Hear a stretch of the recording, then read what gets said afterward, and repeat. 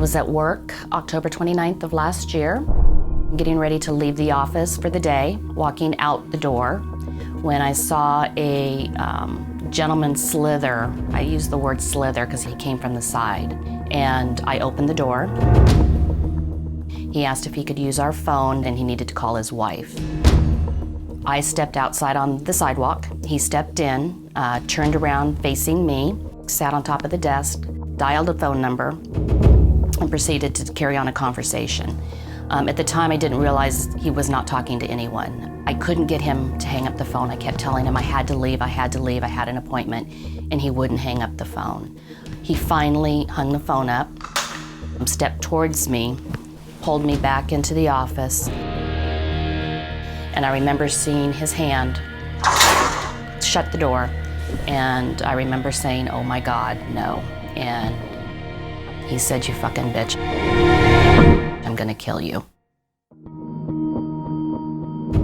And the beating and the fight of my life really began at that moment.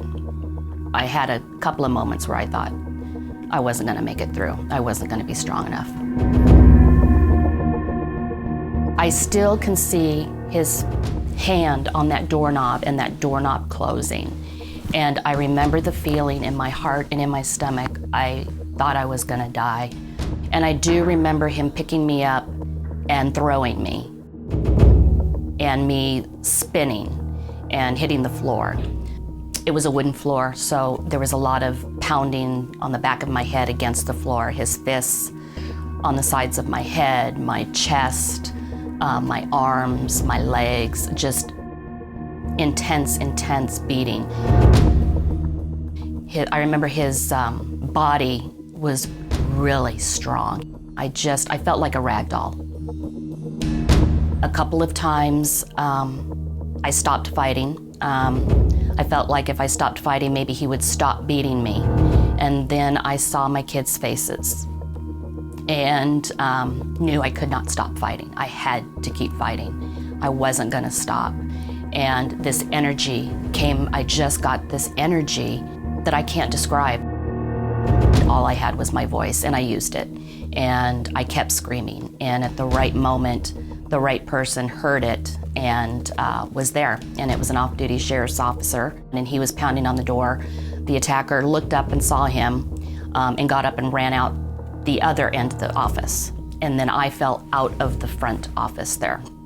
And he carried me to the grass, and both the doors locked automatically, so he couldn't run back through the office to get him, so he ran around, and the attacker was already in his car, almost ran him over, and he was gone.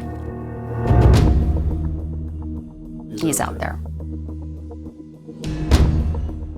The fact that I know that he was in that office posing as a real estate buyer Labor Day weekend, 7 weeks before that, is hard to deal with. I feel like he knew that that was an office that was full of women.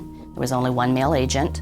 Knowing that he was there and he had the names of agents and posed as a buyer, and none of that information was ever shared with me. And had I known that, maybe that would have made a difference. Maybe I never would have opened the door that day.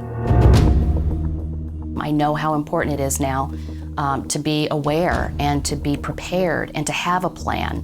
A year ago, I never, ever thought something like this could happen to me in a public place, in the middle of the day, on a Monday afternoon with people all around me. If I can make a difference and wake somebody up so that this doesn't happen to them, then it's worth it to me.